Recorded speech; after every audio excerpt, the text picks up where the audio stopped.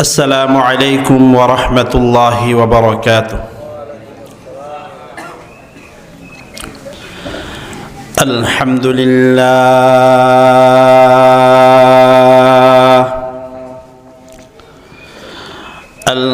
لله وكفى وسلام على عباده الذين اصطفى. أما بعد فأعوذ بالله من الشيطان الرجيم. بسم الله الرحمن الرحيم.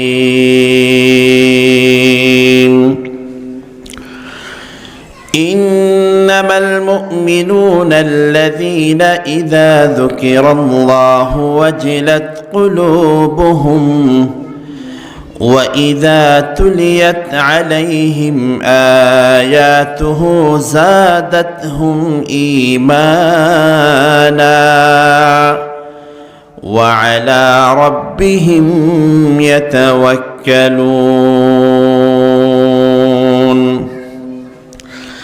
الذين يقيمون الصلاة ومما رزقناهم ينفقون أولئك هم المؤمنون حقا لهم درجات عند ربهم ومغفرة ورزق كريم. صدق الله مولانا العظيم وصدق رسوله النبي الكريم. ونحن على ذلك لمن الشاهدين والشاكرين والحمد لله رب العالمين.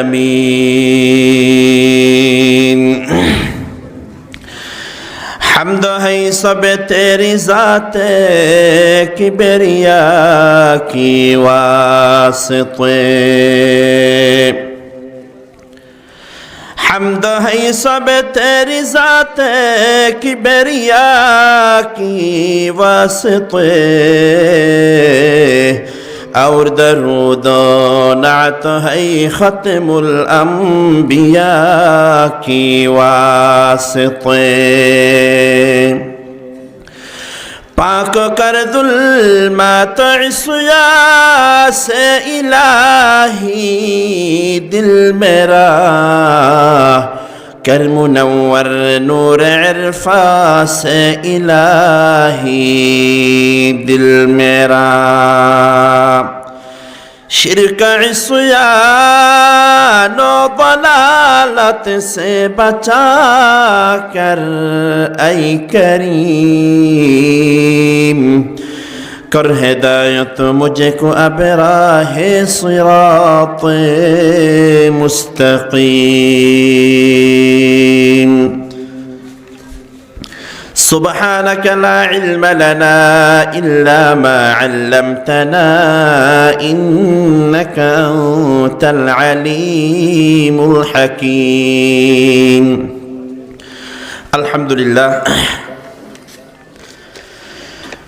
ঐতিহ্যবাহী পূর্ব খরুলিয়া নয়াপাড়া ইসলামী ঐক্য সংগঠনের উদ্যোগে আয়োজিত আজকের অষ্টম ইসলামী সম্মেলনের অত্র অধিবেশনের সম্মানিত সভাপতি কক্সবাজার জেলার ঐতিহ্যবাহী দ্বীনী শিক্ষা প্রতিষ্ঠান আল জামিয়া চাকমারকুল মাদ্রাসার জামিয়া ইসলামিয়া চাকমারকুল মাদ্রাসার সম্মানিত প্রধান পরিচালক জনাব হযরত মাওলানা সিরাজুল হক সিদ্দার সাহেব দামাত বরকাতুহুল আলিয়া, উপস্থিত আছেন অন্যান্য উলামায়ে কেরাম, মুরব্বিয়ানে আযম, যুবক যুবক ভাইয়েরা, পর্দার অন্তরালে সম্মানিতা শ্রদ্ধেয়া মা ও বোনেরা। সর্বপ্রথম মহান রব্বুল আলামিনের শাহী দরবারে শুকরিয়া আদায় করি যে মহান রব্বুল আলামিন আমাকে আপনাকে এই এলাকার অসংখ্য মুসলমান থেকে বাছাই করে কোরআনের মাহফিলে আসার জন্য বসার জন্য তৌফিক দিয়েছেন। এজন্য আমরা সবাই জবান খুলে শুকরিয়া আদায় করে বলি আলহামদুলিল্লাহ। এই এলাকার মধ্যে আপনারা ছাড়া আরো অসংখ্য মুসলমান পুরুষ আছেন নাকি নাই বলেন? নাই মনে হয়, আপনাদের আওয়াজ শুনে মনে হচ্ছে না আছে। এই মাহফিলের আলোচনাগুলো ওনাদের জন্য দরকার আছে নাকি নাই? আমরা মাহফিলের শুরুতে দোয়া করি আল্লাহ তাআলা যেন যত মুসলমানের কানে মাইকের আওয়াজ যাচ্ছে আল্লাহ তাআলা সবাইকে কোরআনের মাহফিলে, দ্বীনের এই মাহফিলে এসে বসার তৌফিক দান করেন, বলেন আমিন। আলহামদুলিল্লাহ, অনেক বড় বড় উলামায়ে কেরামরা বয়ান করেছেন। এ পর্যন্ত যা বয়ান হয়েছে, আমি অল্প সময় যা আলোচনা করব, আল্লাহ তাআলা যেন আমাদের সবাইকে সব বিষয়ের উপর আমল করার তৌফিক দান করেন, জবান খুলে বলেন আমিন। আমি আপনাদের সামনে কোরআনুল কারীমের সূরাতুল আনফালের 3টা আয়াত তিলাওয়াত করেছি। এই আয়াতের মধ্যে আল্লাহ তাআলা দুনিয়াতে যারা মুমিন হবে, ইমানদার হবে, মুমিনের 5টি গুণ আল্লাহ তুলে ধরেছেন এবং আল্লাহ তাআলা জানিয়ে দিয়েছেন এই 5টি গুণ যাদের ভিতরে থাকবে আমি আল্লাহ তাদেরকে দুনিয়া এবং আখিরাতে 3টা মহামূল্যবান নিয়ামত এবং পুরস্কার দান করব, বলেন সুবহানাল্লাহ। 5টা গুণ বর্ণনা করার আগে যেই 3টা পুরস্কার আল্লাহ তাআলা দেওয়ার ওয়াদা করেছেন ওই 3টা পুরস্কারগুলো আগে শুনবো। আল্লাহ তাআলা বলেন, উলাইকা হুমুল মুমিনুনা হাক্কান। আল্লাহ তাআলা ডাক দিয়ে বলেন, আমি আল্লাহ যে 5টা গুণ তোমাদের সামনে বর্ণনা করেছি এই 5টা গুণ যাদের ভিতরে পাওয়া যাবে, 5 গুণ বিশিষ্ট ইমানদার যারা হবে, আমি আল্লাহ দুনিয়ার জমিনে সার্টিফিকেট দিয়ে দিলাম এই 5 গুণ বিশিষ্ট ইমানদাররা হলো দুনিয়ার জমিনে নির্ভেজাল এবং 1 নাম্বার খাঁটি ইমানদার, বলেন সুবহানাল্লাহ। আর যদি বান্দা দুনিয়ার জমিনে 1 নাম্বার নির্ভেজাল ইমানদার হতে পারো, আমি আল্লাহ তাআলা জানিয়ে দিলাম তোমার জন্য 1টা নয়, 2টা নয়, 3টা মহামূল্যবান পুরস্কার, মহামূল্যবান নিয়ামত আমি আল্লাহ তোমাদেরকে দান করে দেব। আল্লাহ তাআলা 1 নম্বরে পুরস্কারের ঘোষণা করেছেন লাহুম দারাজাতুন ইনদা রাব্বিহিম। 1 নম্বরে আল্লাহ তাআলা বলেন, বান্দা 5টা গুণ অর্জন করবা, তোমাদেরকে দুনিয়া এবং আখিরাতে আমি আল্লাহ এমন বেশি সম্মান দান করব, দুনিয়ার মানুষ লাখ কোটি টাকা খরচ করেও সেই সম্মান কখনো অর্জন করতে পারবে না, বলেন না সুবহানাল্লাহ। ও খরুলিয়ার মুসলমান ভাইয়েরা, সম্মান হলো আল্লাহ প্রদত্ত একটা বড় নিয়ামত। দুনিয়ার জমিনে মানুষদেরকে দেখবেন লাখ লাখ টাকা নয়, কোটি কোটি টাকা খরচ করে সম্মানের মালিক হতে চায়। বান্দা কোটি টাকা খরচ করে মেম্বার হয়েছে, চেয়ারম্যান হয়েছে, এমপি হয়েছে, মন্ত্রী হয়েছে, দুনিয়ার মধ্যে সম্মানের চেয়ারে বসেছে। কিন্তু ভালো করে স্মরণ রাখবেন, দুনিয়ার মধ্যে টাকা দিয়ে যে সম্মান কিনা যায় এই সম্মান চিরস্থায়ী হয় না। আপনি আজকে ক্ষমতার চেয়ারে আছেন তো আপনার সম্মান আছে, ক্ষমতার চেয়ার থেকে যেদিন আপনি চলে যাবেন ওই দিন দুনিয়ার জমিনে আপনার বিন্দু পরিমাণ আর সম্মান অবশিষ্ট থাকবে না, ঠিক না বলেন? গত 15টা বছর ধরে যারা বাংলার জমিনে ক্ষমতার মধ্যে ছিল, 1 বছর নয়, 2 বছর নয়, 15টা বছর ধরে বাংলার মুসলমানদের উপর, বাংলার মানুষদের উপর যারা জুলুম করেছে, নির্যাতন করেছিল, এরা তো মনে মনে স্বপ্ন দেখেছিল আমরা কোনোদিন ক্ষমতার থেকে আমাদেরকে কেউ নামাইতে পারবে না। তারাও তো স্বপ্নে দেখেছিল 2041 সন পর্যন্ত তারা বাংলাদেশটা চালাইবে, ঠিক কিনা বলেন? এমন স্বপ্নে দেখার পরে দুনিয়ার মানুষ, আমি আপনি কেউ কল্পনা করি নাই যে তারা ক্ষমতার চেয়ার ছেড়ে পালিয়ে যেতে হবে। কিন্তু আল্লাহ তাআলা আমাদেরকে দেখিয়ে দিলেন সম্মানের মালিক, ইজ্জতের মালিক, বেইজ্জত করার মালিক হলেন শুধু একজন, জবান খুলে বলেন তিনি হলেন কে? আল্লাহ বলেন, বান্দা কুলিল্লাহুম্মা মালিকাল মুলকি তুতিল মুলকা মান তাশা ওয়া তানজিউল মুলকা মিম্মান তাশা ওয়া তুইজ্জু মান তাশা ওয়া তুযিল্লু মান তাশা বিয়াদিকাল খায়র ইন্নাকা আলা কুল্লি শাইইন কাদির। আল্লাহ তাআলা জানিয়ে দিয়েছেন আমি আল্লাহর হাতে সর্বময় ক্ষমতা। আমি আল্লাহ যাকে চাই ক্ষমতার চেয়ারে বসাই, আর আমি আল্লাহ যাকে চাই ক্ষমতার চেয়ার থেকে নামায়া দিই। আমি আল্লাহ যাকে চাই সম্মান দান করি, যাকে চাই বেইজ্জত করি, একমাত্র আমি আল্লাহ। মুসলমান, আল্লাহ তাআলা দুনিয়ার জমিনে দেখিয়ে দিয়েছেন 5 আগস্টের পরে এই জালেমরা বাংলার জমিন থেকে এমনভাবে পরাজিত হয়েছে, লাঞ্ছিত হয়েছে, বাংলার জমিন থেকে সুন্দরভাবে পালানোর সুযোগও তারা অর্জন করতে পারে না। ঠিক না বলেন? 15 বছর ধরে ক্ষমতার মসনদে ছিল, ক্ষমতার চেয়ারের উপর ছিল, কিন্তু তারা যেই 15 বছরে যেই সম্মান অর্জন করেছিল, 5 আগস্টের পর জালেম সরকার পালানোর পর বড় বড় নেতাদেরকে দেখেছেন, মন্ত্রীদেরকে দেখেছেন কিভাবে পালিয়ে যাচ্ছে। বাংলাদেশের মধ্যে এখন দেখবেন বিভিন্ন ব্যাংকের মধ্যে সমস্যা তৈরি হয়েছে। বিভিন্ন ব্যাংকের মধ্যে কাস্টমারকে টাকা দিতে পারে না। বাংলাদেশের মধ্যে যেই ব্যাংক ডাকাতি হয়েছে, এই ব্যাংক ডাকাতির অন্যতম কারিগর হলো সালমান এফ রহমান। কিনা এই বেটা সারা জীবন তার চেহারার মধ্যে নবীর সুন্নতি দাড়ি ছিল, কত সুন্দর লাগতো চেহারাটা, কিন্তু এই পালানোর সময় দাড়িগুলার একেবারে ক্লিন শেপ করে ফেলেছে। যুবকরা দাড়ি শেপ করা, মুরব্বীরা শেপ করা তো একই গুনাহ, কিন্তু দেখবেন বুড়া হওয়ার পরে যদি দাড়ি শেপ করে এটা খুব বেশি বিশ্রী লাগে। বুড়া হওয়ার পরে তো দাড়িও ভালো করে শেপ করতে পারবে না, শেপ করার সময় এদিকে গাল ঢুকে গেছে ভিতরের দিকে, এটা কুর দিয়ে ব্লেডের মধ্যে আসে না, তা আসার জন্য কি করতে হয়, একটা সুপারি ঢুকিয়ে দিতে হয়, না হলে ভালো করে শেপও করা যায় না। এই বুড়া শয়তান দাড়ি টাড়ি শেপ করে সব একেবারে সফা হয়ে গেছে। তো প্রশাসন গিয়ে যখন সাবেক আইনমন্ত্রী ছিল আনিসুল হককে গ্রেফতার করছে, সালমান এফ রহমানকে গ্রেফতার না করে চলে আসতেছে, কারণ তাকে চেনা যাচ্ছে না দাড়ি শেপ করার কারণে। আনিসুল হক বলে আমারই ধরে নিয়ে যাও, আমি তো হলাম পুঁটি মাছ, যারে ছেড়ে যাচ্ছে তো বোয়াল মাছ, আমার মতো 10টা আনিসুল হক দিলে একটা সালমান এফ রহমান হবে চুরি করার ক্ষেত্রে, ডাকাতির ক্ষেত্রে।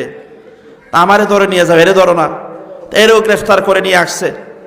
তো অনেকেই বলে সারা জীবন নবীর সুন্নতি দাড়ি রাখলি, বুড়া বয়সে দাড়ি শেভ করে ফেললি কেন? আবার অনেকেই বলে ভাই দাড়ি রাখা বেশি থেকে বেশি ওয়াজিব, আর জীবন বাঁচানো ফরজ। জীবন বাঁচানো কি? এ চিন্তা করছে আগে জীবন বাঁচাই কোনো রকমে, কিন্তু এর জীবনও বাঁচাইতে পারে নাই। এর দুনিয়াও শেষ, সম্মান যা ছিল তাও শেষ, দুনিয়াতেও চরমভাবে বেইজ্জত হয়েছেন। আর মানুষদেরকে কষ্ট দেওয়ার কারণে পরকালেও হয়তো আল্লাহ বেইজ্জত করতে পারেন। বলেন নাউজুবিল্লাহ। তাহলে আল্লাহ তাআলা বললেন দুনিয়ার জমিনে তুমি টাকার মাধ্যমে সম্মানের ইজ্জতের মালিক হতে পারবা না। আমি আল্লাহ জানিয়ে দিলাম বান্দা 5টা গুণ অর্জন করে নাও, আমি আল্লাহ তোমাদেরকে দুনিয়াতে এমন সম্মান দেব, পরকালে এমন সম্মান দেব, দুনিয়ার এমপি মন্ত্রীরা 1000 কোটি টাকা খরচ করেও তোমার সেই সম্মান অর্জন করতে পারবে না। সুবহানাল্লাহ। এরপর আল্লাহ তাআলা 2 নম্বরে বললেন, 2 নম্বর পুরস্কার আমি আল্লাহ কি দেব জানেন? ওয়া মাগফিরা। আমি আল্লাহ ওয়াদা করলাম 5টা গুণ অর্জন করে নাও, আমি আল্লাহ তোমাদের জীবনের সমস্ত গুনাহ খাতাগুলো মাফ করে দেব। সুবহানাল্লাহ বলেন না। দুনিয়াতে 2 প্রকার মানুষ আছে। এক প্রকার মানুষকে বলা হয় নাস্তিক, যারা পরকাল বিশ্বাস করে না, যারা বলে খাও দাও ফুর্তি করো, পৃথিবীটাই শেষ, মরার পরে দ্বিতীয়বার জীবিত হওয়া তারা বিশ্বাস করে না। আরেক প্রকার মানুষ আছে আস্তিক, যারা বিশ্বাস করে দুনিয়ার জগৎ শেষ না, দুনিয়ার পরে পরকাল নামে আরেকটা অনাদি অনন্তকালের জীবন আছে। এই জীবনের কথা মুসলমানরা যেমন বিশ্বাস করে, হিন্দুরাও বিশ্বাস করে। তার একটা প্রমাণ আমি আপনাদের সামনে দেই। আপনাদের পাশে যে হিন্দু ভাই বোনেরা আছে, বলেন হিন্দু ভাই বোনেরা তাদের মা বাবাকে মোহাব্বত করে কি করে না? আওয়াজ দিয়ে বলেন। আমরা যেমন আমাদের মা বাবাকে মোহাব্বত করি, হিন্দুরাও তাদের মা বাবাকে মোহাব্বত বা ভালোবাসে। তাদের অন্তর আছে না কি নেই? কারণ মা বাবাকে ভালোবাসা এটা তো একটা মানবিক চাহিদা, মানুষের সৃষ্টির ভিতর আল্লাহ দিয়ে দিয়েছেন। কিন্তু হিন্দুদেরকে দেখবেন তাদের মা বাবা আত্মীয় স্বজন মারা যাওয়ার পরে মুসলমানদের মতো তাদের মৃতদেরকে কবরে দাফন করে নাকি আগুন দিয়ে জ্বালিয়ে ফেলে। আগুন দিয়ে জ্বালিয়ে ফেলে। এখন আপনি আগামীকাল কোনো শিক্ষিত হিন্দুরে জিজ্ঞেস করে দেখবেন, ও হিন্দু, তোমার মা মারা গেল, তোমার বাবা মারা গেল, সারা জীবন তাদেরকে এত মুহাব্বত করতে ভালোবাসতাম, তোমার মা বাবা মারা যাওয়ার পর তাদেরকে তুমি কেমনে নিজের হাতে আগুনের মধ্যে জ্বালিয়ে ফেললাম? জ্বালানোর সময় তোমার মনে কি সামান্য পরিমাণ ব্যথা লাগে নাই? তুমি এত বড় পাষণ্ড কেমনে হয়ে গেলাম? নিজের হাতে মা বাবাকে কেমনে আগুনের মধ্যে জ্বালিয়ে ফেললাম? ও মুসলমান, এই প্রশ্ন যদি আপনি কোনো হিন্দুরে করেন, ওই হিন্দু আপনার উত্তর দিবে, ভাই আমার অন্তরে যে মা বাবার প্রতি মুহাব্বত আর ভালোবাসা আছে, এটার প্রমাণ হলো যে মা বাবাকে জ্বালিয়ে দিয়েছি। এটা মা বাবাকে জ্বালিয়ে দিয়েছে, এটা কেমন ভালোবাসার প্রমাণ?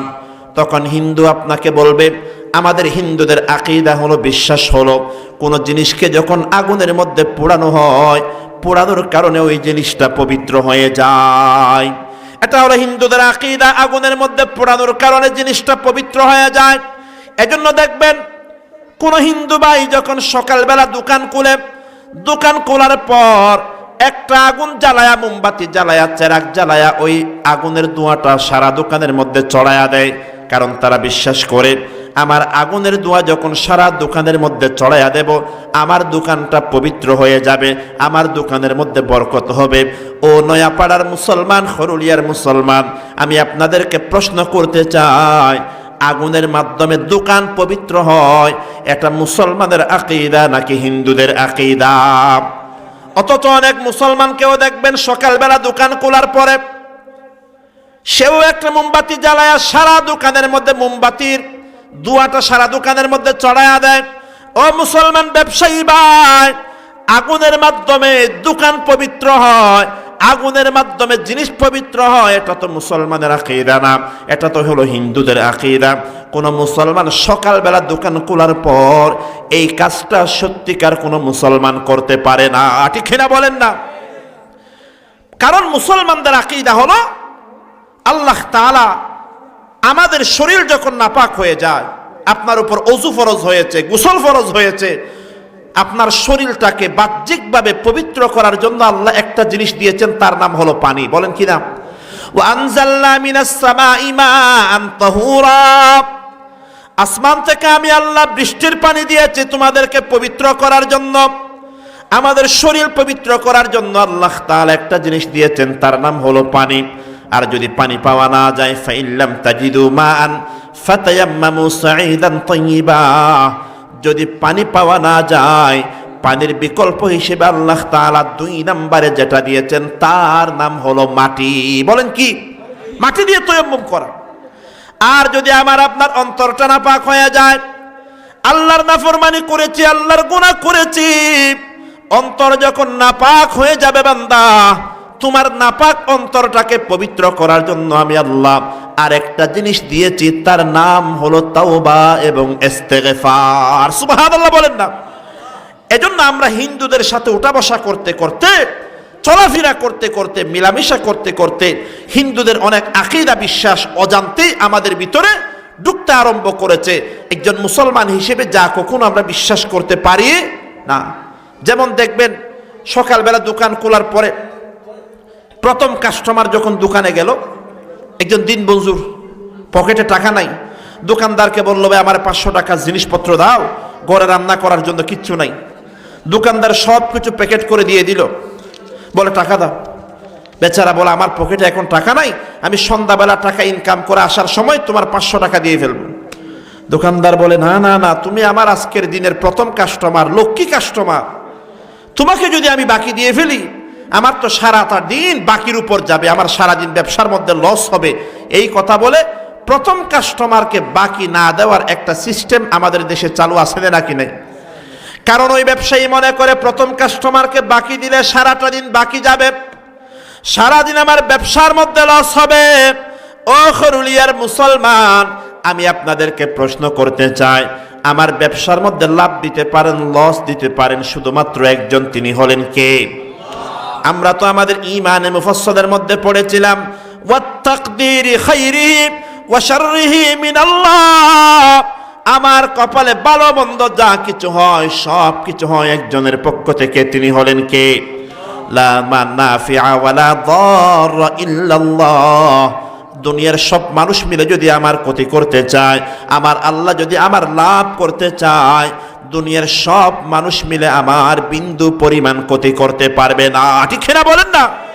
এজন্য এগুলো মুসলমানের আকীদা না।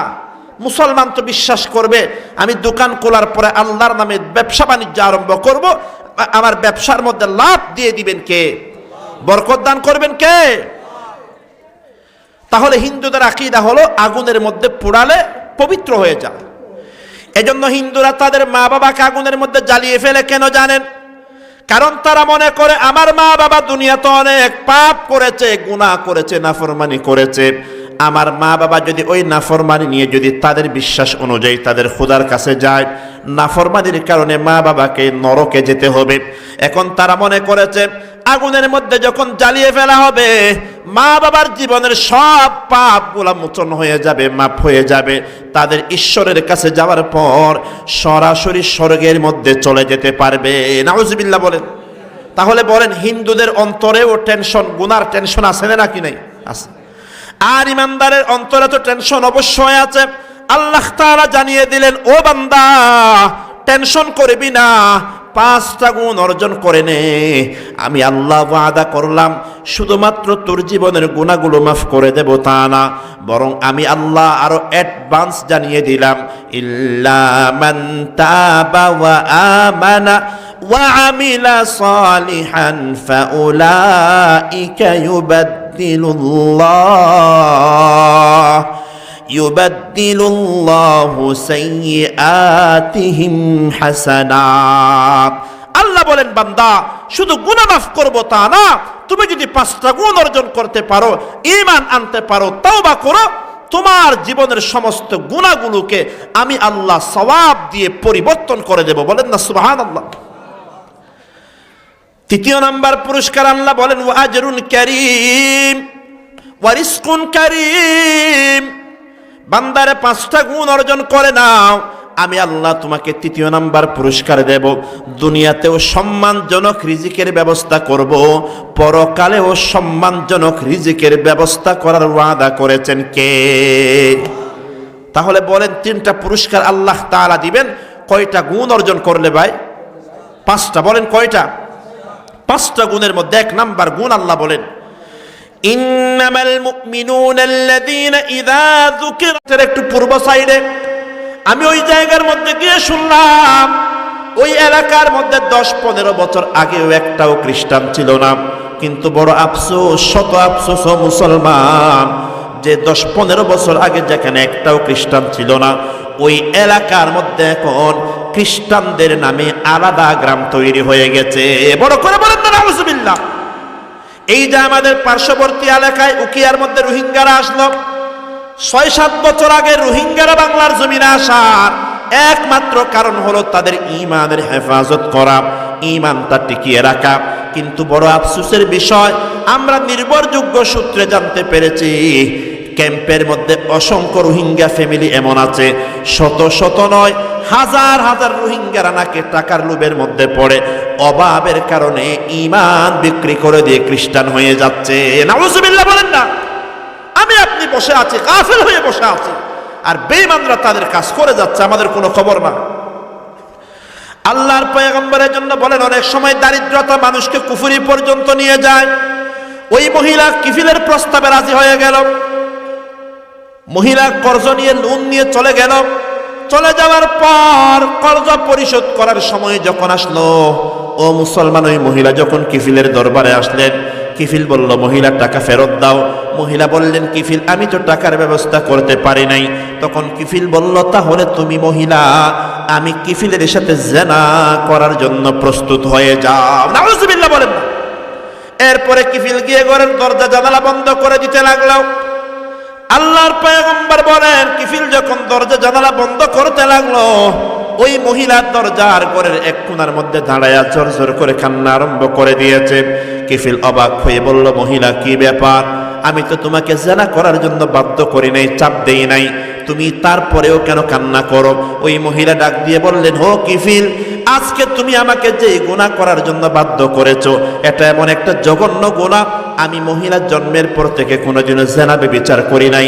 আমার মনে প্রচন্ড ভয় হয়, এই গুনাহ করার পরে যদি আমার মরণ হয়, কাল কিয়ামতের ময়দানে আমাকে জেনাকুর ব্যভিচারদের কাতারে আল্লাহর আদালতে আসামির কাঠগড়ায় দাঁড়ানো লাগবে। বলেন নাউজুবিল্লাহ। ও কিফিল, এটা স্মরণ হওয়ার কারণে আমি কান্না আরম্ভ করেছি। এই কথা বলার পর কিফিল একটা বড় প্রচন্ড ধাক্কা খেল। কিফিল মনে মনে চিন্তা করতে লাগলো, আল্লাহ, এই মহিলাটা এত অভাবের মধ্যে আছে, দুনিয়াতে জীবনেও কোনোদিন সুখের মুখ মহিলাটা দেখতে পায় না। এত অভাবের মধ্যে থাকার পরেও মহিলা কোনোদিন আল্লাহর নাফরমানি করলো না। আর আমি কিফিল কত বড় নাফরমান, আর আমি কিফিল কত বড় নিমক হারাম। আল্লাহ আমাকে এত নিয়ামত দিয়েছেন, এত দৌলত আল্লাহ আমাকে দান করেছেন। আল্লাহর এত নিয়ামত পাওয়ার পরেও আমি আল্লাহর নাশুকরি করলাম, অকৃতজ্ঞতা প্রকাশ করলাম। এই কথা চিন্তা করার পরে কিফিল মনে মনে প্রচন্ড ভয় পেয়ে গেল। তারপরে কিফিল ডাক দিয়ে বলল, মহিলা, ও মহিলা, যাও, আমি তোমার কর্জের টাকাটা মাফ করে দিলাম, আর তোমাকে আমার সাথে জেনার গুনাহ করতে হবে না। বলেন আল্লাহু আকবার। ওই মহিলাটা চলে গেল। মহিলা চলে যাওয়ার পর কিফিল নাকি বড় টেনশনের মধ্যে পড়ে গেল। কিফিল নাকি আল্লাহর দরবারে তওবা করতে লাগলো, আল্লাহর দরবারে অনুশোচনা করতে লাগলো, আল্লাহর বান্দা, আমার আপনার মরণ কখন হবে? আপনি কখন মারা যাবেন? আমি কখন মারা যাব? দুনিয়াতে কেউ জানে নাকি ভাই? আওয়াজ দিয়ে বলেন না, মরণ কি কাউকে কখনো বলে এসেছে? আল্লাহর বান্দা, আমি মনে করেছি আমার বয়স এখনো মাত্র 30 বছর, আমি তো 70 বছর হায়াত পাবো। ও দুনিয়ার যুবক, আপনি মনে করেছেন আপনার বয়স এখনো 20 বছর, আপনি 70 বছর হায়াত পাবেন। এই দুঃখের মধ্যে আমি আপনি পড়ে আছি। ওই কিফিল ওই রাত্রে এমন ভাবে কান্না আরম্ভ করে দিলেন, ওই রাতেই কিফিলের কাছে আজরাইল চলে আসলো। ওই রাতেই নাকি কিফিলের মরণ হয়ে গেল, কিফিল মারা গেল। এখন আমাদের দেশে দেখবেন, কোন মানুষ যখন মারা যায়, ভালো মানুষ মারা গেলে পুরা এলাকার মধ্যে কান্নার রুল পড়ে যায়, সমস্ত মানুষের চেহারা কালো হয়ে যায় যে ভালো আল্লাহর ওলিটা মারা গেছে। আর যদি কোনো শয়তান প্রকৃতির মানুষ মারা যায়, দাজ্জাল টাইপের মানুষ, এলাকার মানুষ সবাই মনে মনে খুশি হয়ে যায়, বলে দাজ্জালটা মারা গেছে, ভালোই হয়েছে, একটা মুসিবত দূর হয়েছে। যদিও বা মানুষ তার লাশ সামনে নিয়ে জিজ্ঞেস করলে, ভাই মানুষটা কেমন ছিল? এই এলাকার 1 নাম্বার জালেম ছিল, শয়তান ছিল, তারপরেও কি বলতে হয়? ভালো মানুষ ছিল। মুখ দিয়ে বলে ভালো মানুষ ছিল, আর অন্তরে বলে দাজ্জালের বড় ভাই ছিল। বলেন আল্লাহর কাছে মুখেরটা কবুল হবে না অন্তরেরটা কবুল হবে? এগুলো আমাদের দেশের একটা ভুল প্রচলন। আমাদের দেশের নিয়ম হলো লাশ সামনে নিয়ে রাজনীতি করা, রাজনৈতিক নেতৃবৃন্দ এসে লম্বা লম্বা লেকচার দেওয়া। অথচ আল্লাহর পয়গম্বরের হাদিস আপনারা পড়েন, চাকমারকুল মাদ্রাসার মধ্যে যান, আলেমদের কাছে প্রশ্ন করেন, হুজুর আল্লাহর পয়গম্বর জানাজার লাশ নিয়ে কি বক্তব্য দিতেন?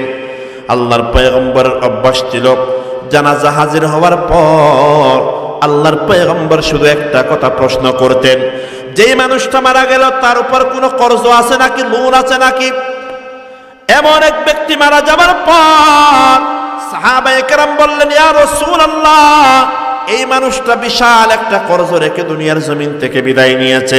আল্লাহর পয়গম্বর তারপরে প্রশ্ন করলেন, যে কর্জ দুনিয়াতে রেখে গিয়েছে, ওই কর্জগুলা পরিশোধ করার কোনো ব্যবস্থা আছে নাকি? সাহাবায়ে কেরাম বললেন, না ইয়া রাসূলুল্লাহ, তার কর্জ পরিশোধ করার কোনো ব্যবস্থা দুনিয়াতে নাই। আল্লাহর পয়গম্বর প্রচন্ড রাগান্বিত হয়ে গেলেন।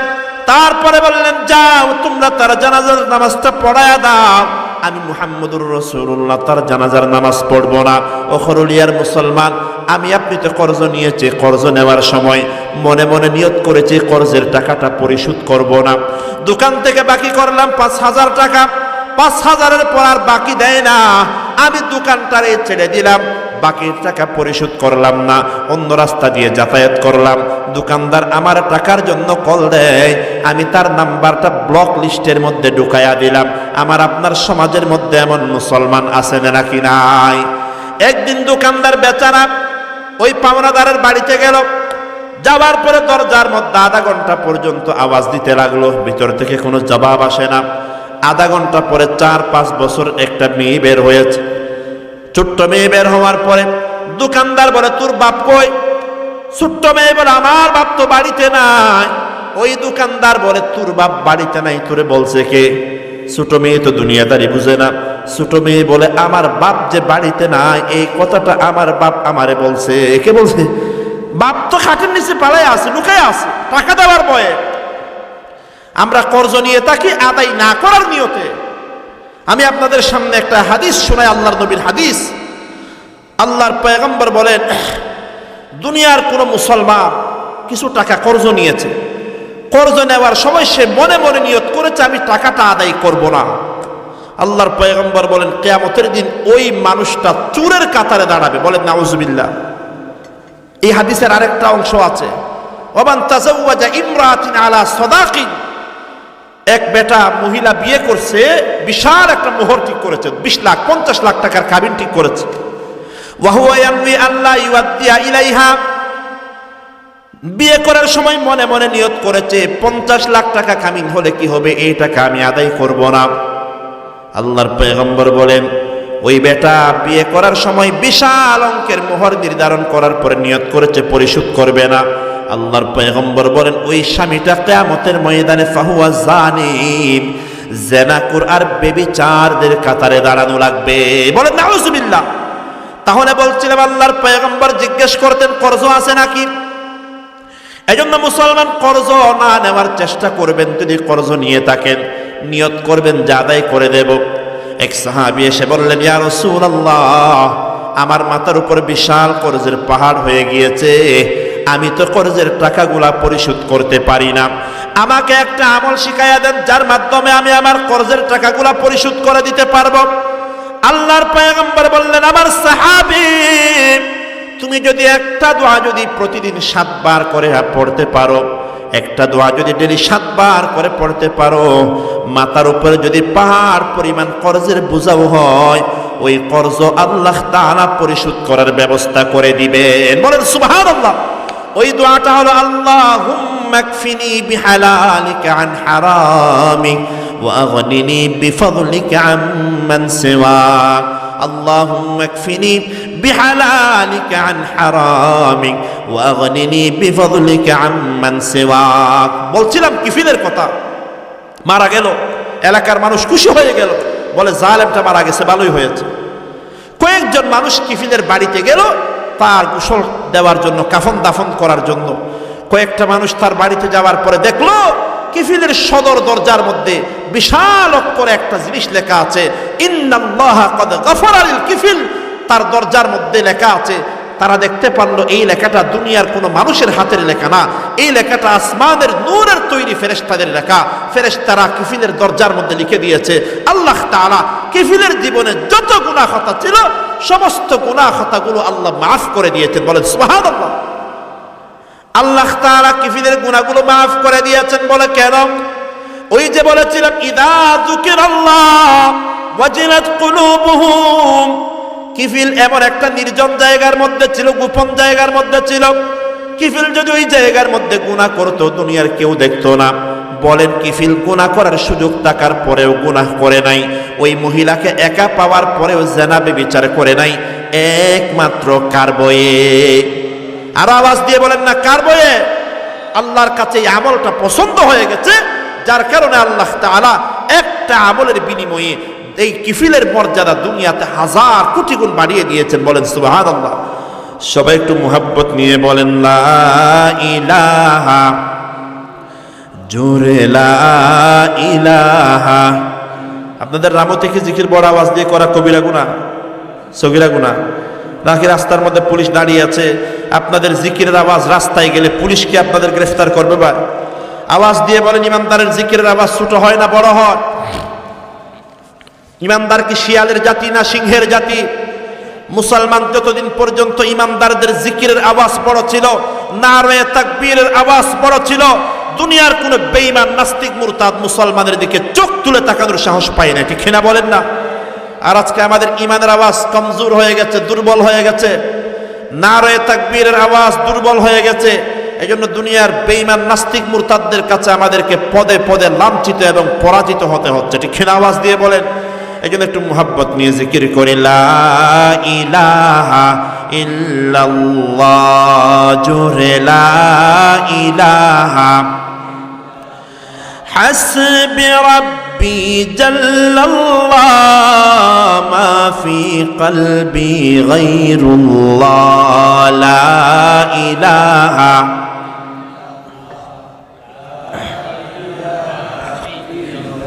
جور لا إله إلا الله لا إله बता हमको तेरी राह किस तरफ है तेरी राह पर चला हमको खुदाया बुज़ुर्गी की नहीं हमको ज़रूरत गुलाम अपना बना हमको खुदाया ला इलाहा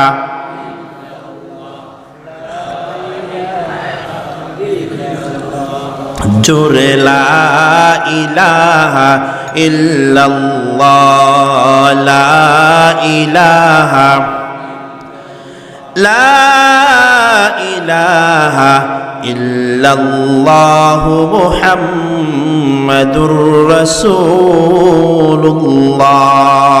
মুহাব্বত নিয়ে বলেন সাল্লাল্লাহু আলাইহি ওয়াসাল্লাম। তাহলে ইমানদারের এক নাম্বার পরিচয় আল্লাহ দিয়েছেন, ইমানদারের সামনে যখন আল্লাহর জিকির করা হয় ইমানদারের অন্তরে কার ভয় জাগ্রত হয়ে যায়। এই আয়াতের এক নাম্বার ব্যাখ্যা ছিল ইমানদার নির্জনে গুনাহ করার সুযোগ পাওয়ার পরেও গুনাহ করে না আল্লাহর ভয়ে। যে ইমানদার এই কাজটা করতে পারবে তার সম্মান বাড়িয়ে দিবেন কে? মুফাসসিরিনে কেরাম বলেন এই আয়াতের দুই নাম্বার ব্যাখ্যা হলো ইমানদারের সামনে আল্লাহর জিকির করার অর্থ কি জানেন? এখানে আল্লাহর জিকির থেকে উদ্দেশ্য হলো মসজিদের মাইক থেকে যখন আজান দেওয়া হয় ইমানদারের কানের মধ্যে যখন আজানের আওয়াজটা পড়ে যায় ইমানদার আজানের আওয়াজটা শোনার পর ইমানদারের অন্তরে আল্লাহর ভয় জাগ্রত হয়ে যায়। বলেন না সুবহানাল্লাহ। সাইয়্যিদুনা আমিরুল মুমিনিন শের খুদা আলী ইবনে আবি তালিব রাদিয়াল্লাহু তাআলা আনহুর জীবনের মধ্যে আছে হযরত আলী রাদিয়াল্লাহু তাআলা আনহু যখন প্রশাসনিক কাজকর্মের মধ্যে ব্যস্ত থাকতেন এমন সময় যখন হযরত আলী স্বাভাবিকভাবে কাজকর্মের মধ্যে ব্যস্ত আছেন এমন সময় হঠাৎ করে মুয়াজ্জিনের আজান যখন হযরত আলীর কানের মধ্যে পড়তো হযরত আলী রাদিয়াল্লাহু তাআলা আনহুর চেহারার রংটা পরিবর্তন হয়ে যেত। লোকেরা জিজ্ঞেস করলো ইয়া আমিরুল মুমিনিন আপনি এতক্ষণ স্বাভাবিক ছিলেন স্বাভাবিকভাবে প্রশাসনিক কাজকর্মের মধ্যে ব্যস্ত ছিলেন আজানের আওয়াজটা শোনার পর আপনার চেহারার মধ্যে পরিবর্তন চলে আসলো কারণটা কি? হযরত আলী রাদিয়াল্লাহু তাআলা আনহু বললেন ও দুনিয়ার মানুষ তোমরা কি জানো না মসজিদের মাইক থেকে যে আজানের আওয়াজটা শোনা যায় আমরা মনে করি এটা দুনিয়ার সাধারণ মুয়াজ্জিনের আওয়াজ কিন্তু আলী রাদিয়াল্লাহু তাআলা আনহু বলেন এটা তো আসলে মুয়াজ্জিনের আওয়াজ না এটা তো মুয়াজ্জিনের কণ্ঠ দিয়ে আমার রব্বুল আলামিন আমাদের রব আল্লাহ তাআলা আমাদেরকে মসজিদে যাওয়ার জন্য দাওয়াত দিচ্ছেন আমাদেরকে। বলেন না সুবহানাল্লাহ। মুসলমান খুব ভালো করে বুঝবেন আজান হলো এমন একটা শিআরে ইসলাম ইসলামের এমন একটা অন্যতম নিদর্শনের নাম হলো আজান। হাদিসের মধ্যে আছে আল্লাহর পয়গম্বর মুহাম্মদুর রাসূলুল্লাহ সাল্লাল্লাহু আলাইহি ওয়াসাল্লাম ইরশাদ করেন ইযা নুদিয়া লিস-সালাত যখন মসজিদের মাইক থেকে আজান দেওয়া হয় আদবারাশ শাইতানু লাহু যুরাতুন শয়তান আজানের আওয়াজটা শোনার পর পিছন দিক থেকে পা দিতে দিতে আজানের আওয়াজ শোনার পরে পালাইতে থাকে। বলেন সুবহানাল্লাহ। শয়তান যখন বলে পালাইতে থাকে শয়তান বড় আওয়াজ দিয়ে পাত দিয়ে দিয়ে পালাতে থাকে যেন আজানের আওয়াজটা না শুনে। আপনাদের এই মসজিদের আজানের আওয়াজ শোনার পর শয়তান যখন এদিকে পালাইতে আরম্ভ করলো বলেন ওই দিকে মসজিদ আছে নাকি নাই? ওই দিকে পালানোর পর ওই দিকের মসজিদের আওয়াজ শোনার পরে ওদিকেও যাইতে পারে না ডানেও যাইতে পারে না ডানেও মসজিদ আছে বামেও যাইতে পারে না বামেও মসজিদ আছে সব জায়গার মধ্যে অসংখ্য মসজিদ আছে। শয়তান তখন চিন্তা করে ডানেও যাইতে পারি না বামেও যাইতে পারি না সামনেও যাইতে পারি না পিছনেও যাইতে পারি না। শয়তান চিন্তা করে কোথায় ঢুকে পালানো যায় আত্মগোপন করা যায়। তখন নাকি শয়তান রাস্তার মধ্যে কুত্তা কুকুরগুলা যখন দেখে দেখবেন আজান হওয়ার পরে কুকুরগুলা গেউ গেউ করতে থাকে, তখন নাকি শয়তান ওই কুকুরের মুখের ভিতরে গোপনে চলে যায়, আত্মগোপন করে। শয়তান যখন কুকুরের মুখের ভিতরে ঢুকে যায় তখন নাকি কুকুর এটার কারণে গেউ গেউ করতে থাকে। এটি কিনা বড় করে বলেন উলামায়ে কেরাম বলেন এটার একটা রহস্য আছে। আমাদের দেশের মধ্যেও কিছু নামদারি মুসলমান এমন আছে, আর কিছু নাস্তিক এমন আছে যাদের কাছে ডেলি 5 বার আজান দেওয়াটা ভালো লাগে না, বিরক্ত লাগে। তারা বলে 5 বার কেন আজান দিতে হবে? ফজরের সময় আজান দেওয়ার কারণে আমার ঘুমের মধ্যে ডিস্টার্ব হচ্ছে, আমার ঘুমের মধ্যে ব্যাঘাত হয়। এমন বলার মতো মুসলমান আমাদের দেশের মধ্যে আছে না নাকি নাই? নাস্তিক আছে না নাকি নাই? উলামায়ে কেরাম বলেন ভালো করে বুঝবেন, দুনিয়ার মধ্যে শয়তান যেমন আজানের আওয়াজটা সহ্য করতে পারে না, দুনিয়ার জমিনেও যারা আজানের আওয়াজ যাদের কাছে ভালো লাগে না, আজানের আওয়াজ শুনলে যাদের কাছে বিরক্ত লাগে, আল্লাহর কসম তারা দেখতে মানুষের মতো মনে হলেও, তাদের দৈহিক অবয়ব মানুষের মতো হলেও, এদের চলাফেরা আখলাক চরিত্র নাস্তিক ইবলিস শয়তানের চাইতেও খারাপ। কেন বড় করে বলেন? ও মুসলমান, আমাদের দেশে এক শ্রেণীর মুসলমান আছে কেমন জানেন? এই যে আজকে মাহফিল হচ্ছে, দূরে মাইক দেওয়া হয়েছে, অনেকের কাছে এটা খুব বিরক্ত লাগে, বলে দূরে কেন মাইক দিতে হবে? মাহফিলের সময় প্রতিবাদ করে আবার দেখবেন এলাকার মধ্যে অনেক সময় নাচ গানের অনুষ্ঠান হয়, নাচ গানের অনুষ্ঠানের মাইক 5 কিলোমিটার দূরে দিলেও তাদের বিরক্ত লাগে না। কিন্তু মসজিদের মাইক, মাহফিলের মাইক একটু দূরে দিলে বিরক্ত লাগে। গানের আওয়াজ তাদের কানে গেলে বিরক্ত লাগে না, কোরআনের আওয়াজ কানে গেলে বিরক্ত লাগে। বুঝতে হবে যে মুসলমানের কানে কোরআনের আওয়াজ গেলে বিরক্ত লাগে, গানের আওয়াজ গেলে ভালো লাগে, বিরক্ত লাগে না। এটা নামে মুসলমান হলেও কাজে 1 নাম্বার কট্টর মুনাফিক। কিনা বড় করে বলে আজানের আওয়াজ যেমন তাদের কাছে অ্যান্টিবায়োটিকের মতো, কোরআনের তেলাওয়াত তাদের কাছে অ্যান্টিবায়োটিকের মতো লাগবে। একটা গোপন, একটা অবাক করা তথ্য আপনাদেরকে দিই, আজান এমন একটা জিনিস। আচ্ছা বলেন, দিন রাতের মধ্যে সর্বমোট কয় ঘন্টা আছে ভাই? বলেন না, কয় ঘন্টা? 24 ঘন্টা। গবেষণা করে দেখা গেছে 24 ঘন্টা যা আছে, পৃথিবীর 24 ঘন্টা সময়, এখন তো আমাদের দেশে কোনো আজান হচ্ছে না, এখন কোনো আজানের সময় আমাদের বাংলাদেশে না, কিন্তু উলামায়ে কেরাম গবেষণা করে দেখেছেন 24 ঘন্টার মধ্যে এমন একটা সেকেন্ড পাওয়া যাবে না যে 1 সেকেন্ডের মধ্যে দুনিয়ার কোনো না কোনো কোণার মধ্যে আজান দেওয়া হচ্ছে না। বলেন সুবহানাল্লাহ। এই সময়েও পৃথিবীর কোনো না কোনো কোণার মধ্যে আজান দেওয়া হচ্ছে। ও মুসলমান, আমি আপনাদেরকে একটা পরিসংখ্যান দিই। সকাল 5টা যখন হয়, যখন ফজরের আজানের সময় হয়ে যায়, সর্বপ্রথম পৃথিবীর বুকে আজান দেওয়া শুরু হয় ইন্দোনেশিয়ার জমিনে। পৃথিবীর পূর্ব দিকের দেশ হলো ইন্দোনেশিয়া, জাপান। সর্বপ্রথম ইন্দোনেশিয়ার জমিনে ফজরের আজান দেওয়া আরম্ভ হয়। 1.5 ঘন্টা পর্যন্ত ইন্দোনেশিয়ার জমিনে আজান চলতে থাকে। ইন্দোনেশিয়ার জমিনে ফজরের আজান সমাপ্ত হওয়ার আগে আগে মালয়েশিয়ার জমিনে ফজরের আজান আরম্ভ হয়ে যায়। মালয়েশিয়ার জমিনে ফজরের আজান চলতে চলতে মায়ানমারের মধ্যে ফজরের আজান আরম্ভ হয়ে যায়। মায়ানমারের মধ্যে ফজরের আজান সমাপ্ত হওয়ার আগে আগে আমাদের বাংলাদেশের মধ্যে ফজরের আজান আরম্ভ হয়ে যায়। আওয়াজ দিয়ে বলেন, বাংলাদেশের 64 জেলার মধ্যে কি একসাথে আজান হয় নাকি ভাই? আমরা অনেক সময় রাজশাহী তাবলীগের মধ্যে, চিল্লার মধ্যে গিয়েছিলাম, তখন দেখেছিলাম এখানে আমাদের এলাকার মধ্যে উখিয়ার মধ্যে রমজানের মধ্যে ইফতার করে ফেলেছে, ইফতার করে মাগরিবের নামাজ পড়ে ফেলেছে, তখন রাজশাহীতে ইফতারের সময় হয় না। মানে বুঝাইতে চাইলাম বাংলাদেশেও একসাথে আজান হয় না। আমাদের বাংলাদেশে ফজরের আজান আরম্ভ হয়, বাংলার জমিনে ফজরের আজান শেষ হওয়ার আগে আগে ভারতের জমিনে ফজরের আজান আরম্ভ হয়ে যায়।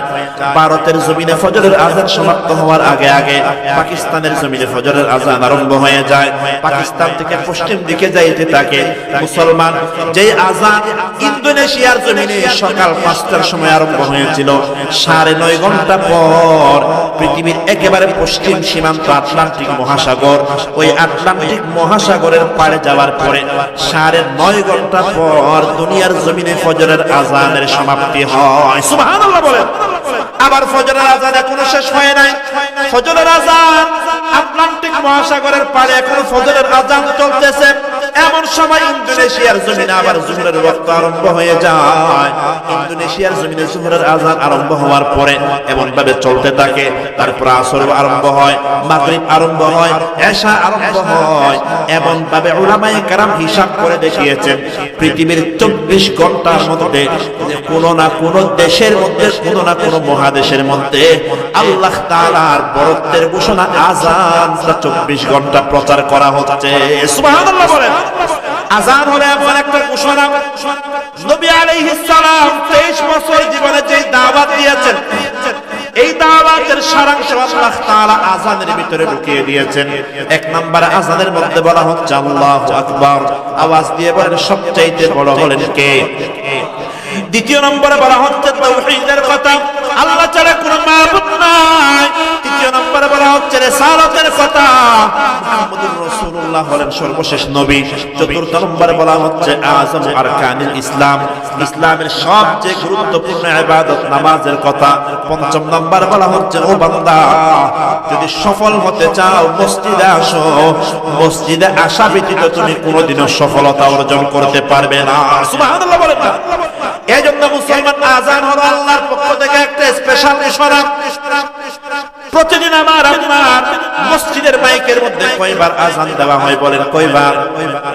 আমার আপনার দেশে 5 বার আযান দেওয়া হলেও আমাদের আরেকটা মুসলিম কান্ট্রি ফিলিস্তিনের জমিনে প্রতিদিন 5 বার নয় 6 বার আযান দেওয়া হয়। 5 বার ফরজের জন্য, আরেকবার জানাজার নামাজের জন্য। বলেন আল্লাহু আকবার। পৃথিবীর বুকে বর্তমানে সবচেয়ে মজলুম যে দেশ, ইসরায়েলের মতো জালেমদের হামলার শিকার, জুলুমের শিকার যে দেশ, তার নাম হলো ফিলিস্তিনের জমি। ঠিক আওয়াজ দিয়ে বলেন না। এই যে আমরা আপনাদের এই সংগঠনের সদস্যদের কাঁধের মধ্যে আপনারা একটা মাফলার দেখতে পাচ্ছেন, আমার কাঁধেও দেখতে পাচ্ছেন, এগুলো কোনো ফ্যাশন না।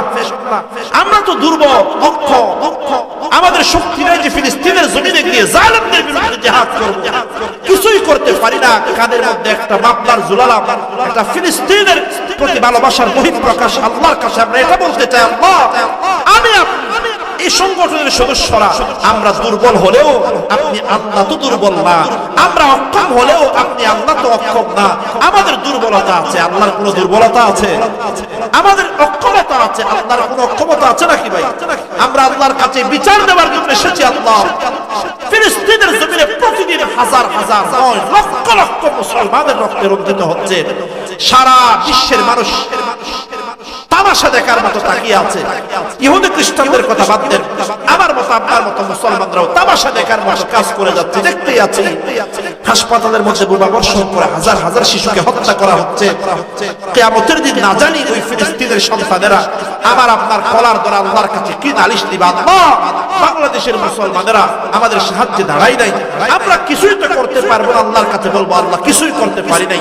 তাদের জন্য 5 ওয়াক্ত নামাজের পরে দোয়া করেছি, তাদের জন্য আমাদের সামর্থ্য অনুযায়ী তাদের পক্ষে সমর্থন আমরা জানিয়েছি। তাহলে মুসলমান বলছিলাম 5 ওয়াক্ত ফরজের আযান দেওয়া হয়। এই আযান হলো ইযা যুকিরাল্লাহ, আল্লাহর যখন স্মরণ করা হবে তাদের অন্তরে আল্লাহর ভয় জাগ্রত হতে হবে। বলেন আযান যখন শুনবো আমাদের অন্তরে আল্লাহর ভয় জাগ্রত হওয়া লাগবে। ঠিক কিনা আওয়াজ দিয়ে বলেন। এজন্য উলামায়ে কেরাম বলেন আযান হলো এমন একটা শব্দ, আপনি যখন রাস্তা দিয়ে হাঁটে যাবেন, ও যুবক ভাই, ও মুরব্বি, দোকানের মধ্যে বসে আছেন, রাস্তা দিয়ে হেঁটে যাচ্ছেন, এমন সময় হঠাৎ করে আপনাদের জামে মসজিদের মাইক থেকে আযানের আওয়াজটা গেল। আপনি যদি সত্যিকার ইমানদার হয়ে থাকেন, আযানের আওয়াজ শোনার পর আপনার মধ্যে পরিবর্তন আসতে হবে। আযানের আওয়াজ শোনার পর আপনার কাজ বন্ধ হয়ে যেতে হবে। আপনি দোকানদার হলে দোকান বন্ধ করে মসজিদে চলে আসতে হবে। ড্রাইভার হলে গাড়ি বন্ধ করে মসজিদের মধ্যে আসতে হবে। কৃষক হলে কৃষিকাজ বন্ধ করে মসজিদে আসতে হবে। মহিলা মা বোন হলে আপনার কাজকর্মে স্টপ করে নামাজের মধ্যে দাঁড়াইতে হবে। কারণ মসজিদের মাইক থেকে যে আওয়াজটা আমার কানের মধ্যে আসে, এটা তো মূলত মুয়াজ্জিনের আওয়াজ না, এটা তো মূলত রব্বুল আলামিনের কুদরতি আওয়াজ। বলেন সুবহানাল্লাহ। আমি আপনাদের সামনে সংক্ষিপ্ত একটা ঘটনা বলে শেষ করে দেব। চার মাযহাবের এক মাযহাব হাম্বলি মাযহাব। হাম্বলি মাযহাবের ইমামের নাম হলো ইমাম আহমদ ইবনে হাম্বল রাহমাতুল্লাহি আলাইহি। দুনিয়ার বুকে এক বিখ্যাত এক ইমাম, বিশাল একটা কিতাব লিখেছেন মুসনাদুল আহমদ ইবনে হাম্বল রাহমাতুল্লাহি আলাইহি। চাকমারকুল মাদ্রাসার লাইব্রেরিতে যাবেন, কুতুবখানার মধ্যে যাবেন, 52 খণ্ডের বিশাল একটা হাদিসের কিতাব, 40,000-এর মতো হাদিস তিনি এই কিতাবের মধ্যে একত্রিত করেছেন। আল্লাহর বান্দা দিনের বেলা ছাত্রদেরকে হাদিসের দরস দিতেন, রাতের বেলা তাহাজ্জুদের নামাজ পড়তেন। এত বড় একজন ইমাম ছিলেন, হাদিসের দরস যেমন দিতেন, ছাত্রদেরকে যেমন পড়াতেন, ওই জামানার জালেম বাদশার বিরুদ্ধে তিনি হক কথা বলতে বিন্দু পরিমাণ ভয় পেতেন না। ইমাম আহমদের একটা ঘটনা আমি আপনাদেরকে শোনাই। ওই জামানার জালেম বাদশার নাম ছিল মুতাসিম বিল্লাহ। কি নাম? মুতাসিম বিল্লাহর সাথে ইমাম আহমদ ইবনে হাম্বলের একটা মাসআলা নিয়ে মতবিরোধ হয়েছিল। কুরআন মখলুক কি মখলুক না, লম্বা একটা মাসআলা। আমাদের মাদ্রাসার মধ্যে একটা কিতাব পড়ানো হয় শরহুল আকাইদিন নাসাফিয়া, তার মধ্যে একটা মাসআলা আছে কালামুল্লাহি মখলুক আম গায়রু মখলুক। আহলুস সুন্নাত ওয়াল জামাতের বক্তব্য হলো আল্লাহ তাআলা যেমন, আল্লাহর যেমন কোনো শুরু নাই শেষ নাই, আল্লাহর কালাম, আল্লাহর কথারও কোনো শুরু নাই শেষ নাই। আল্লাহ যেমন কদির, আল্লাহর কথারও কোনো শুরু নাই শেষ নাই। বলেন আমাদের যেমন ধ্বংস আছে, আমরা মারা গেলে আমাদের কথার কোনো অস্তিত্ব থাকবে ভাই? বলেন না, আপনি আজকে আছেন, আপনার কথা আছে, আপনি মারা গেলেন, আপনার মুখের কথা কি দুনিয়াতে থাকবে না? ধ্বংস হয়ে যাবে। তো ইমাম আহমদ ইবনে হাম্বলের মাযহাব ছিল, আহলুস সুন্নাত ওয়াল জামাতের মাযহাব হলো কোরআন গায়রু মাখলুক।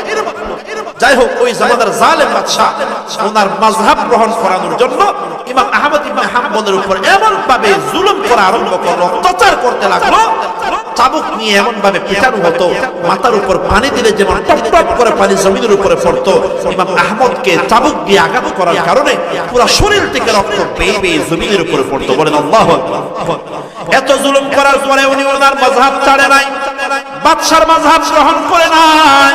বাদশা বললেন, ও ইমাম, আমার মাযহাব গ্রহণ করে নেন, না হলে আপনাকে হত্যা করা হবে, শহীদ করে ফেলা হবে।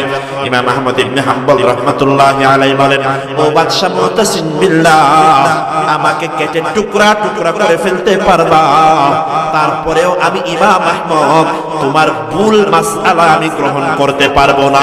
বলেন আল্লাহু আকবার। ও দুনিয়ার মুসলমান, এই জামানার ইমাম আহমদ ইবনে হাম্বল যেমন জালিমের সামনে হক কথা বলতে ভয় পায় না, এই জামানার মধ্যেও এমন হক্কানি আলেম উলামা আছেন এবং কিয়ামত পর্যন্ত থাকবেন, যারা কোনোদিনও জালিমের সামনে হক কথা বলতে ভয় পাবেন না। এরা জালিমের সামনে হক কথা বলবেন, প্রয়োজনে জেলখানার মধ্যে যাবেন, রিমান্ডের মধ্যে যাবেন, ফাঁসির কাষ্ঠের মধ্যে যাবেন, কিন্তু এই হক্কানি আলেমরা তারপরেও জালিমের সামনে কোনোদিনও হক কথা বলতে ভয় পাবেন না। ঠিক না? বড় করে বলেন না। কত শাসন আপনারা দেখেছেন, অনেক আলেমরা জেলখানার রিমান্ডে কষ্ট সহ্য করেছেন, অনেক আলেমদেরকে ফাঁসি পর্যন্ত দেওয়া হয়েছে, দুনিয়ার সবচেয়ে নিকৃষ্ট জুলুম করা হয়েছে, তারপরেও আলেমরা জালেমের সামনে মাথা নত করে নাই। ঠিক না? বড় আওয়াজ দিয়ে বলেন।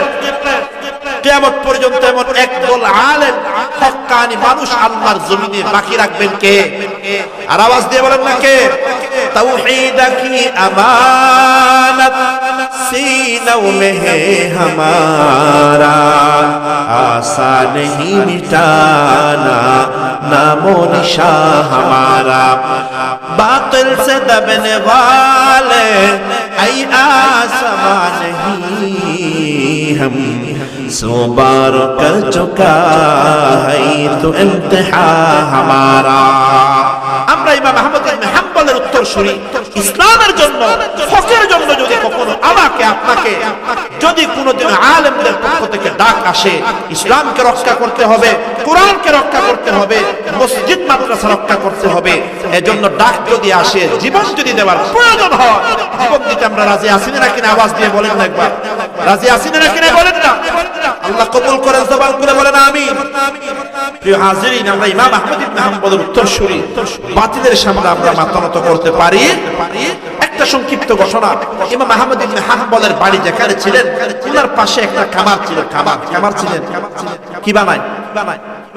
লোহা বানায়, লোহা পিটে দা চুরি বানায়, গ্রাম দোকানে এরকম খরুলিয়া বাজারে এরকম খামার আছে নাকি নাই? খামার ছিল, সাধারণ খামার। ইমাম আহমদ ইবনে হাম্বলের প্রতিবেশী ছিল। ওই খামার সারাদিন দোকানে কাজকর্ম করতো। নামাজ দোয়া পড়তো। একদিন কামার মারা গেল। মারা যাওয়ার পরে ইমাম আহমদের এক ছাত্র শাগরিদ ওই কামারকে স্বপ্নের মধ্যে দেখলেন আল্লাহ তাআলা কামারের জীবনের গুনাহগুলো মাফ করে দিয়ে কামারকে জান্নাত দান করেছেন। বলেন সুবহানাল্লাহ।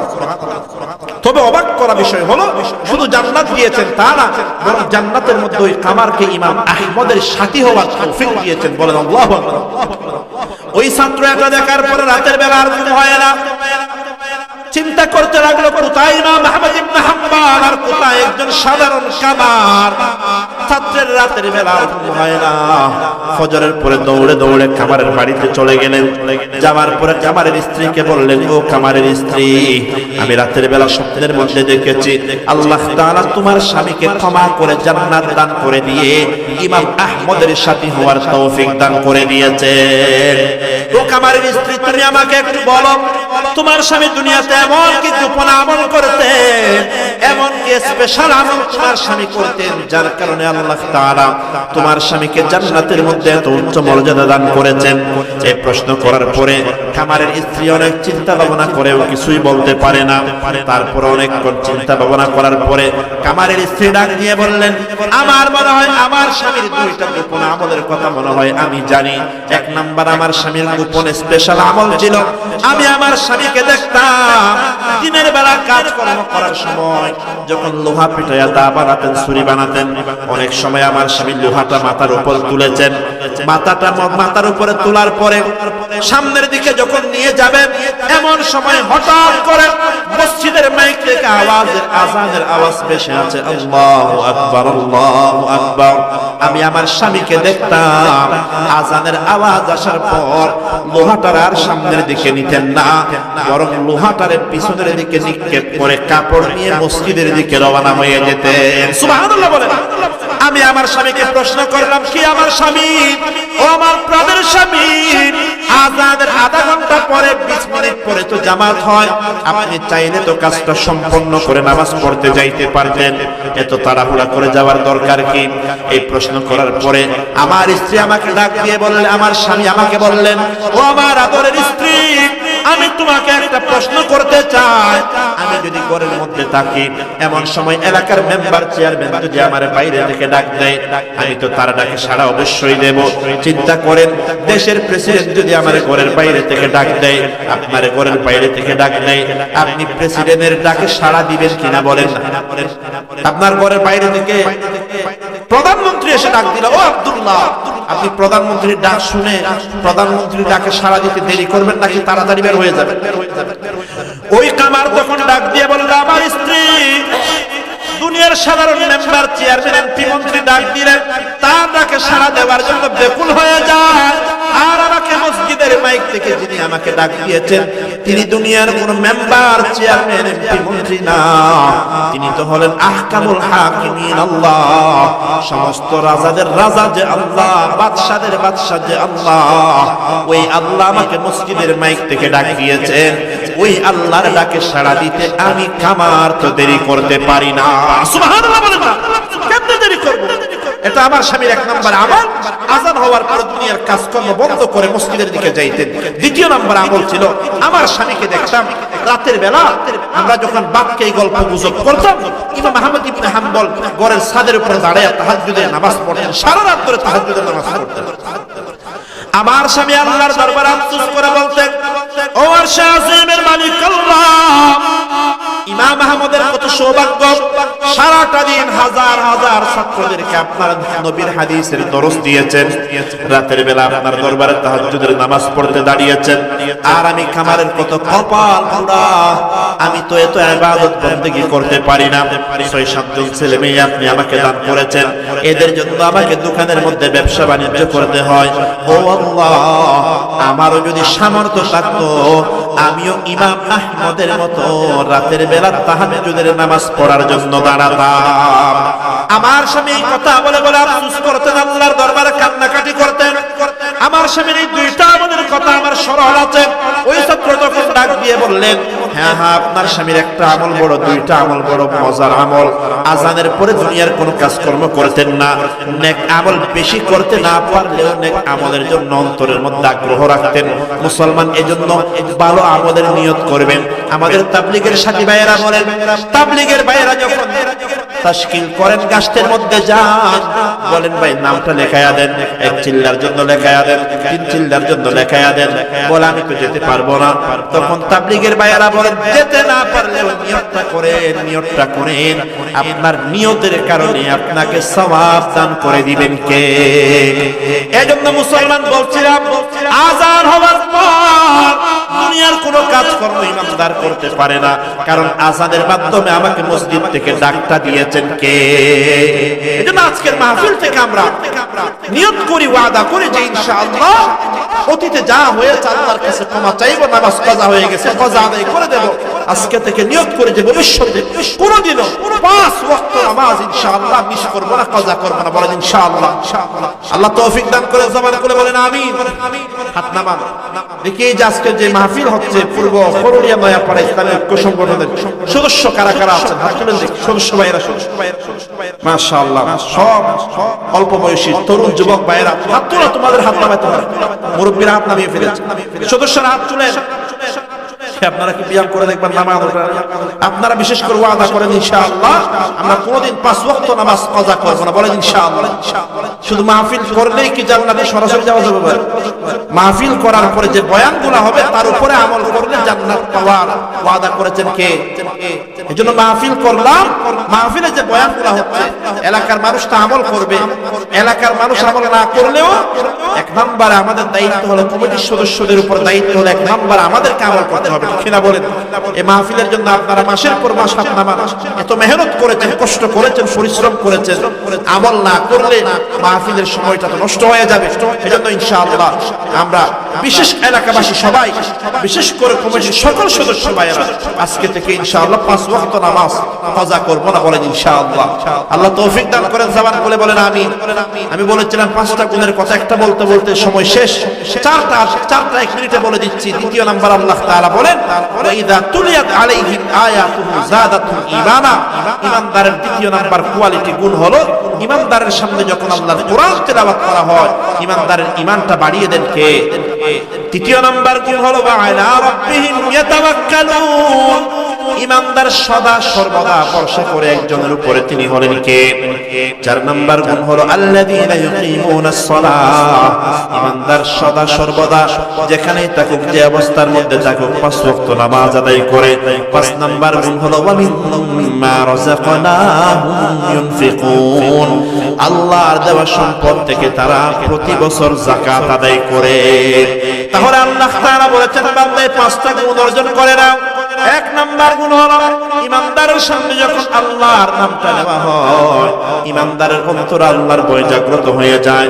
2 নাম্বার গুণ হলো ঈমানদারের সামনে যখন কোরআনের আয়াত তেলাওয়াত করা হয় ঈমানদারের ঈমানটা বেড়ে যায়। 3 নাম্বার গুণ হলো ঈমানদার সদা সর্বদা আল্লাহর উপরে ভরসা করে। 4 নাম্বার গুণ হলো ঈমানদার 5 ওয়াক্ত নামাজ জীবনেও মিস করে না। 5 নাম্বার গুণ হলো আল্লাহর দেওয়া সম্পদ থেকে যাকাত আদায় করে। এই 5টা গুণ যেই বান্দা অর্জন করবে আল্লাহ তাআলা বলেন ওই বান্দা হলো সত্যিকার নির্ভেজাল ঈমানদার। নির্ভেজাল ঈমানদার যদি হতে পারো আল্লাহ তাআলা 3টা পুরস্কারের ওয়াদা করেছেন। 1 নাম্বার পুরস্কার হলো দুনিয়া আখিরাতে আল্লাহ তাআলা সম্মান বাড়িয়ে দিবেন। 2 নাম্বার পুরস্কার হলো জীবনের সমস্ত গুনাহগুলো maaf করে গুনাহগুলোকে সওয়াব দ্বারা পরিবর্তন করে দিবেন। 3 নাম্বার গুণ হলো দুনিয়াতেও সম্মানজনক রিজিকের ব্যবস্থা করবেন, পরকালেও চিরস্থায়ী সম্মানজনক রিজিকের ব্যবস্থা করবেন কে? ও করুণিয়ার মুসলমান, এই গুণগুলো কোয়ালিটিগুলো আমাদের অর্জন করার দরকার আছে নাকি নাই? আল্লাহ তো বলেন বান্দা ওয়ালা তামুতুন্না ইল্লা ওয়া আনতুম মুসলিমুন। পরিপূর্ণ ঈমানদার না হয়ে বান্দা কবরে আসবে না। পরিপূর্ণ ঈমানদার হয়ে কবরে আসবে। পরিপূর্ণ ঈমানদার হয়ে কবরে যাবা, কবরটারে জান্নাতের বাগান বানায়া দিবেন কে? আর ঈমানের মধ্যে যদি দুর্বলতা থাকে, দুর্বল ঈমান নিয়ে যদি কবরে যায় কবরটারে জাহান্নামের গর্ত বানায়া দিবেন কে? আল্লাহ তাআলা যেন আমাদেরকে এই আমলগুলোর মাধ্যমে নিজেদের জীবনটারে দামি বানায়া পরিপূর্ণ মুসলমান হয়ে আমাদের সবাইকে অন্ধকার কবরের বাসিন্দা হওয়ার তৌফিক দান করেন। জবান খুলে বলেন আমিন। ওয়া আখিরু দাওয়ানা আলহামদুলিল্লাহি রাব্বিল আলামিন।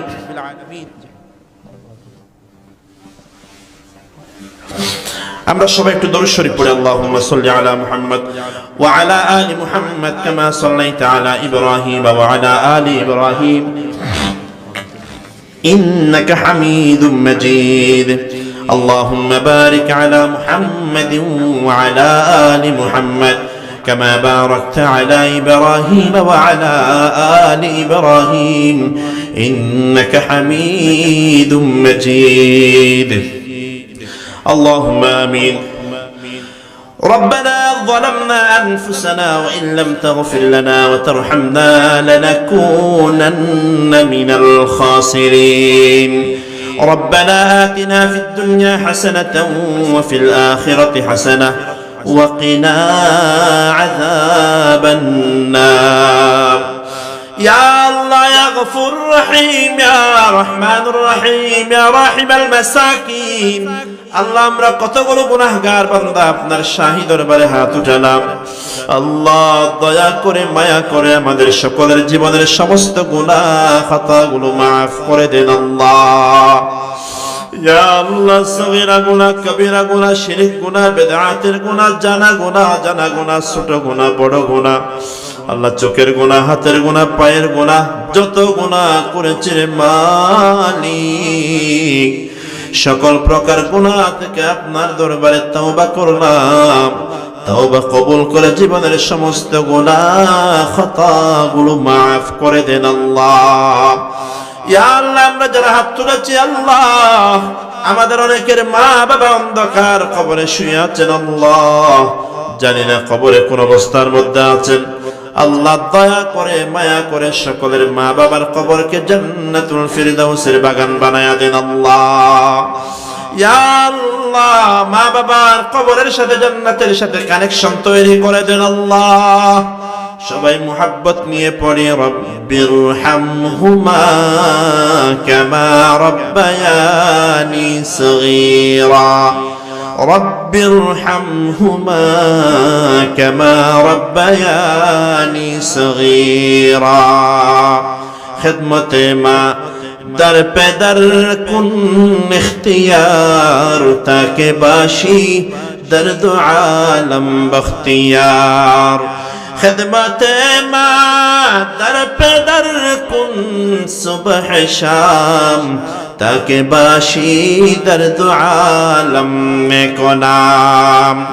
یا اللہ পূর্ব খরুলিয়া নয়াপাড়া ইসলামী ঐক্য সংগঠনের ভাইয়েরা রাত দিন পরিশ্রম করা আল্লাহ আজকের যে ইসলামী সম্মেলনের আয়োজন করেছেন আল্লাহ দয়া করে মায়া করে অত্র ইসলামী সম্মেলনকে আপনি কবুল এবং মঞ্জুর করে নেন আল্লাহ। ইয়া আল্লাহ অত্র সংগঠনের সকল সদস্যদেরকে আপনি কবুল করে নেন আল্লাহ। সংগঠনের সভাপতি সেক্রেটারি কেশিয়ার সহ আল্লাহ সকল সদস্য ভাইয়েরা যারা মেহনত করেছেন পরিশ্রম করেছেন আল্লাহ দয়া করে মায়া করে সকল সদস্যদেরকে ইসলামের খাদেম হিসেবে কবুল করে নেন আল্লাহ। ইয়া আল্লাহ অত্র মাহফিলের জন্য যারা টাকা দিয়েছেন পরামর্শ দিয়েছেন সহযোগিতা করেছেন আল্লাহর দয়া করে মায়া করে সকলের সহযোগিতাকে কবুল এবং মঞ্জুর করে নেন আল্লাহ। ইয়া আল্লাহ আপনার বান্দারা গভীর রাত পর্যন্ত বসে আছেন আল্লাহ, এত ঠান্ডার মধ্যে কষ্ট করে বসে আছেন আল্লাহর দুনিয়ার কোন স্বার্থের জন্য না, দুনিয়ার কোন লাভের জন্য না, দুনিয়ার কোন লোভের জন্য না, একমাত্র আপনি আল্লাহকে খুশি করার জন্য এত কষ্ট করে বসে আছেন আল্লাহ। যে বান্দারা এত কষ্ট করে এত দীর্ঘ রাত পর্যন্ত বসে আছেন তাদের একজনকেও খালি হাতে ফিরাইয়া দিয়েন না আল্লাহ। ঘরে যাবার আগে আগে জিন্দেগির সমস্ত গুনাহগুলো মাফ করে দেন আল্লাহ। ঘরে যাওয়ার আগে আগে অন্তরের সমস্ত নেক নিয়তগুলো কবুল করে নেন আল্লাহ। ইয়া আল্লাহ বিশেষ করে আল্লাহ আমার ডান পাশে যিনি বসে আছেন আল্লাহ চাকমারকুল বড় মাদ্রাসার সম্মানিত মুহতামিম সাহেব হযরত মাওলানা সিরাজুল হক সাহেব আল্লাহ আল্লাহ এত কষ্ট করে দীর্ঘ সময় পর্যন্ত বসে আছেন। আল্লাহ দয়া করে মায়া করে আপনার বান্দার নেক হায়াতের মধ্যে বরকত দান করে দেন আল্লাহ। ইয়া আল্লাহ, কক্সবাজারের ঐতিহ্যবাহী মাদ্রাসা চাকমারকুল মাদ্রাসাকে আপনি কবুল করে নেন আল্লাহ। ইয়া আল্লাহ, মাদ্রাসার দিন দিন উন্নতি তরক্কি দান করে দেন আল্লাহ। মাদ্রাসার যত জরুরিয়াত আছে সব কিছু গায়বী খাজানা থেকে পূরণ করে দেন আল্লাহ। ইয়া আল্লাহ, যত মসজিদ মাদ্রাসা আছে আল্লাহ সমস্ত মাদারিসকে কবুল করে নেন আল্লাহ। ইয়া আল্লাহ, পাশে একটা বিশাল মসজিদ মাদ্রাসা দেখা যাচ্ছে, আল্লাহ মেহেরবানি করে এই মসজিদটাকে মুসল্লি দিয়ে ভরপুর করে দেন আল্লাহ। ইয়া আল্লাহ, এলাকার মধ্যে যত অসুস্থ আল্লাহর বান্দারা আছেন দয়া করে মায়া করে সবাইকে শিফায়ে কামেলা আজলা কুল্লিয়া নসিব করে দেন আল্লাহ। যারা অভাবের মধ্যে আছেন তাদের অভাব অনটন দূর করে দেন আল্লাহ। যারা ব্যবসায়ী আছেন তাদের ব্যবসার মধ্যে বরকত দান করে দেন আল্লাহ। যারা চাকরিজীবী আছেন, কৃষক আছেন, সকলের হালাল পেশার মধ্যে বরকতের ফয়সালা করে দেন আল্লাহ। ইয়া আল্লাহ, অনেক ভাইরা আমাদের কাছে দোয়া চেয়েছেন, তাদের দোয়াগুলো কবুল করে দেন আল্লাহ। বিশেষ করে প্রবাসী ভাই বোনেরা, আল্লাহ প্রবাসের জীবনে এত কষ্ট করে মেহনত করে যে টাকা উপার্জন করেন ওই টাকা থেকে মাহফিলের জন্য দান করেছেন, আল্লাহ প্রবাসী ভাই বোনদের ইনকামের মধ্যে বরকত দান করে দেন আল্লাহ। আবার সুস্থভাবে নিজের মা বাবার কোলে ফেরত আসার তৌফিক নসিব করে দেন আল্লাহ। ইয়া আল্লাহ, সারা দুনিয়ার মুসলমানদের ঈমান আমলের হেফাজত করেন আল্লাহ। ফিলিস্তিনের মুসলমানদেরকে জালেমদের হাত থেকে হেফাজত করেন আল্লাহ। বাইতুল মুকদ্দাসকে ইহুদিদের হাত থেকে হেফাজত করেন আল্লাহ। কাশ্মীরের মুসলমান, ইরাকের মুসলমান, লেবাননের মুসলমান, ইরানের মুসলমান, ও আল্লাহ মায়ানমারের মুসলমান, সারা দুনিয়ার মুসলিম মুসলমানদের ঈমান আমল জান মালের হেফাজত করেন আল্লাহ। ইয়া আল্লাহ, আমাদের বাংলাদেশটাকে আপনি একটা সমৃদ্ধ সুন্দর দেশ বানায়া দেন আল্লাহ। আমাদের দেশটাকে ইসলামের জন্য কবুল করে নেন আল্লাহ। দেশের যত আলেম উলামা আছেন আল্লাহ সমস্ত আলেমদেরকে এক হওয়ার তৌফিক নসিব করে দেন আল্লাহ। আল্লাহ রে, আমাদের অন্তরের সমস্ত নেক নিয়তগুলো কবুল এবং মঞ্জুর করে নেন আল্লাহ। পর্দার আড়ালে মা বোনেরা হাত তুলেছেন, মা বোনদের হাতকে কবুল করে নেন আল্লাহ। মা বোনদেরকে দিনদার পরহেজগার পর্দানশীল বানায়া দেন আল্লাহ। যাদের মনে যত নেক নিয়ত আছে সমস্ত নেক নিয়তগুলো কবুল এবং মঞ্জুর করে নেন আল্লাহ। اللهم إنا نسألك من خير ما سألك منه نبيك وحبيبك محمد صلى الله عليه وسلم ونعوذ بك من شر ما استعاذ منه نبيك وحبيبك محمد صلى الله عليه وسلم ربنا تقبل منا إنك أنت السميع العليم وتب علينا إنك أنت التواب الرحيم سبحان ربك رب العزة عما يصفون وسلام على المرسلين والحمد لله رب العالمين بحق لا إله إلا الله محمد رسول الله.